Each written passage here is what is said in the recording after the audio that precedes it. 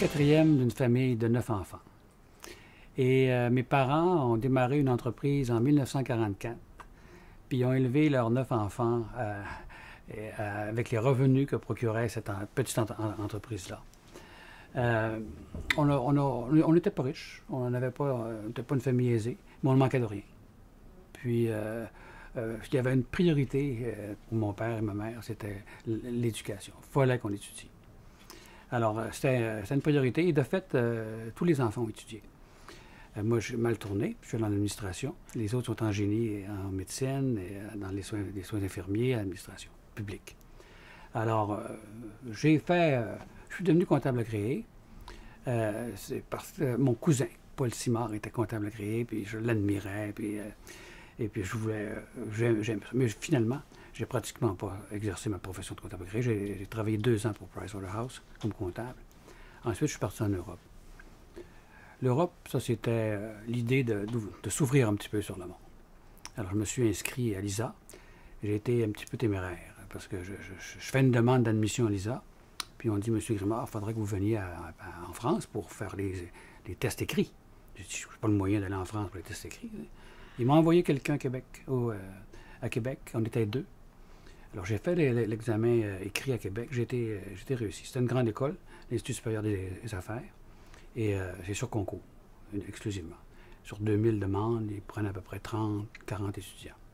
Alors, probablement qu'il en faut 1 ou 2 étrangers. Alors, ils m'ont dit, écoutez, là, il faut que vous fassiez l'oral. Mais l'oral, on ne peut pas aller au Canada, il faut que vous veniez en France. Dans l'intervalle, pas pris de chance, je m'étais inscrit à London School of Economics and Political Science. J'avais été accepté. Enfin, j'ai dit à papa, tu m'enverras mes valises soit en France, soit en Angleterre, parce que nous, on part, on va voyager tout l'été. On est parti, et puis je vais faire le concours oral. Puis en partant, ils ont dit, où est-ce qu'on peut vous rejoindre? Je ne sais pas, on part pour 3 mois. J'étais un petit peu... Alors, je m'en allais, moi, tout simplement. Puis là, ils m'ont dit, M. Grimard, vous pouvez partir en vacances en paix, vous êtes accepté. J'ai travaillé comme conseiller en gestion chez Chanson Bel Air de Loire-et-Touche pendant 21 ans. Comme conseiller en gestion, je pense que la première qualité à mettre en valeur, c'est l'écoute. Ce que les gens vivent comme problème éventuellement, il faut les comprendre. Il faut savoir de quoi ils parlent. Il faut être sensible à leurs difficultés. Et à ce moment-là, on peut commencer à les aider un petit peu. Un bon conseiller en gestion, je pense, je ne prétends pas avoir été bon, là, mais en tout cas, j'ai fait mon possible. Un bon conseiller en gestion, c'est quelqu'un qui aide son client à trouver des solutions. Donc, je pense qu'il y a un petit peu la même chose dans tous les secteurs d'activité. Toutes les professions, le professionnel amène une expertise dont le client peut avoir besoin. Et c'est de le faire en tout respect de la situation qu'on rencontre. J'ai fait beaucoup de restructuration. La restructuration, ça signifie qu'on va vers une organisation qui vit des difficultés. Dans mon cas, principalement financières. Alors, c'est très délicat. L'individu qui gère une entreprise le fait au meilleur de ses connaissances.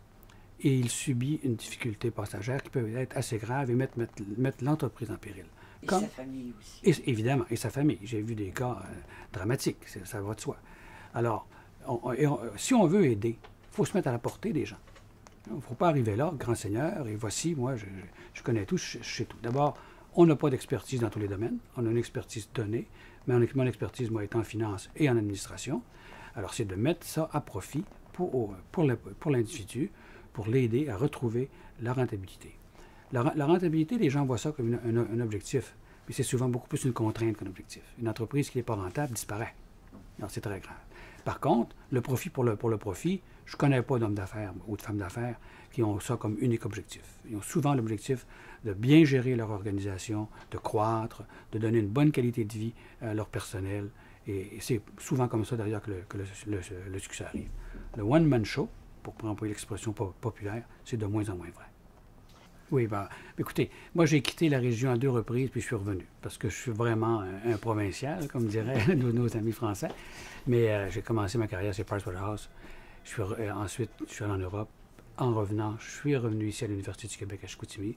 J'ai quitté pour HEC en 82, et je suis revenu enseigner à l'Université du Québec à Chicoutimi en 85. Et depuis ce temps-là, il n'y a pas question de quitter la région. Je suis bien ici, on a une belle qualité de vie. La région est belle à tout point de vue. La population est agréable. non, je suis vraiment un Saguenayen dans l'âme. Puis à un moment donné, ma belle-sœur, Marie, me dit, Paul, elle dit, il y a une maison à vendre à l'Anse-Saint-Jean. Tu devrais peut-être aller la voir. Alors, je suis parti, je vais aller voir la maison. Il y avait un numéro de téléphone. J'ai téléphoné à la propriétaire. Elle dit, la maison est à vendre. Si vous voulez la visiter, il y a quelqu'un à Lens qui a la clé. Alors, je vais rencontrer la personne, je visite la maison. Et ça, je trouve ça cute. C'est une vieille maison de 170 ans, une des plus vieilles maisons du village. La caractéristique de la maison, c'est la vue sur l'eau. On est directement sur l'Anse-Saint-Jean. Et évidemment, c'est une petite maison, mais typique, en pièce sur pièce, que j'ai rénovée.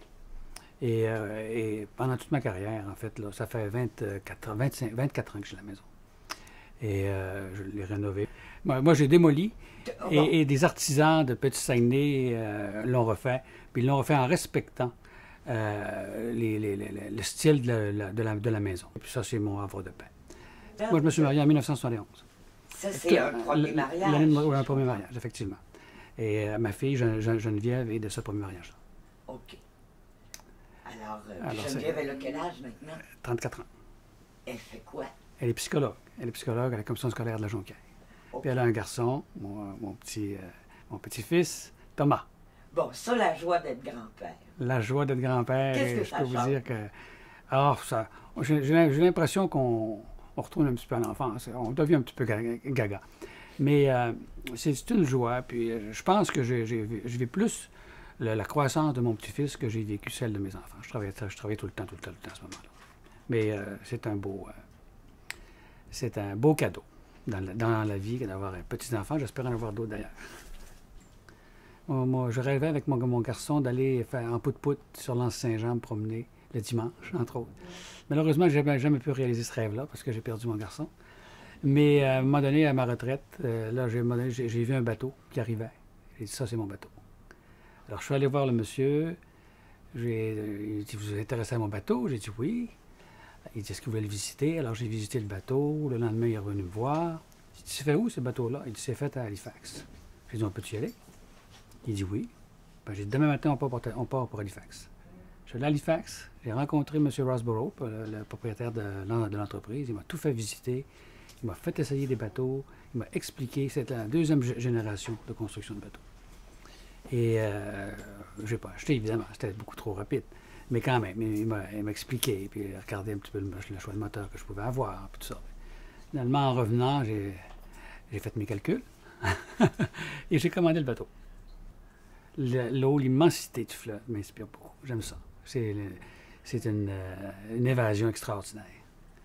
Quand on arrive, là, par exemple, à Cap-des-Rosiers, près de la Gaspésie, là, qu'on découvre, là, on dit, moi, je suis sur mon bateau, puis là, je vois le rocher percé. Moi, j'aime beaucoup, j'ai fait beaucoup de courses à pied. Maintenant, j'en fais moins, j'ai été empêché de le faire.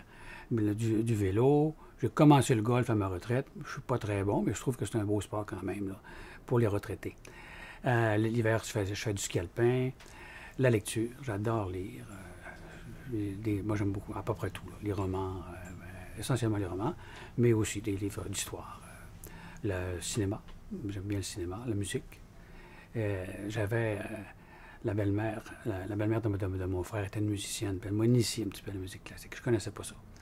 Et elle m'a appris à connaître ça un petit peu. Je ne suis pas un mélomane, mais j'aime ça. J'écoute beaucoup l'actualité, je veux savoir ce qui se passe.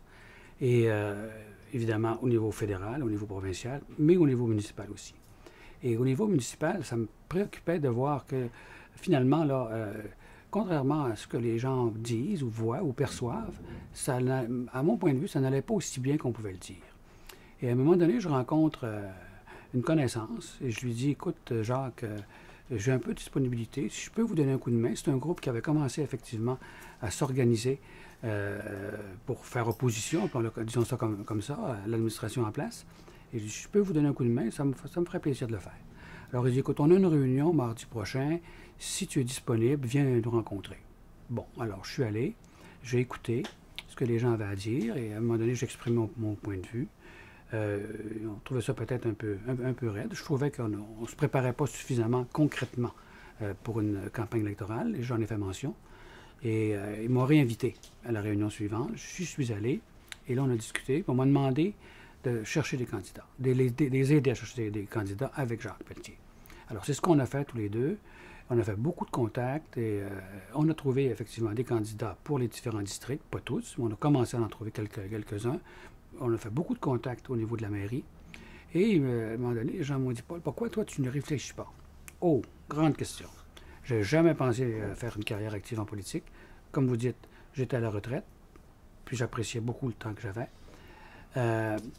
J'avais d'ailleurs une compagne, une compagne que j'avais connue assez récemment. Et tout allait bien, tout va bien entre nous en passant, mais tout allait bien déjà à l'époque.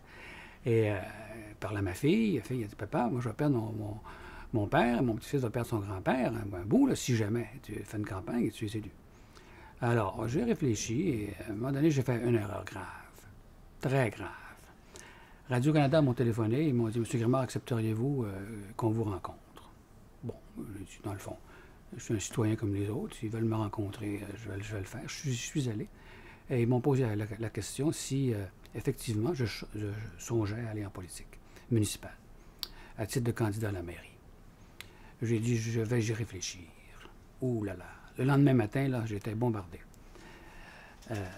Ça n'a pas interrompu ma réflexion tout de même, mais j'ai consulté des gens, j'ai consulté des citoyens, consulté des amis, ma famille. Et en bout de ligne, ils m'ont dit, écoute, Paul, tu as fait une carrière qui t'a amené à travailler aussi bien dans le secteur privé que dans le secteur public. Tu as une certaine formation académique, tu as une méthodologie de recherche et d'analyse. Peut-être que tu pourrais rendre service. C'est comme ça que la décision s'est prise, tout simplement. Je me suis dit que si les gens étaient d'accord pour que je puisse rendre service, je le ferais. J'ai reçu beaucoup de ma région. Je pourrais donner quelques années.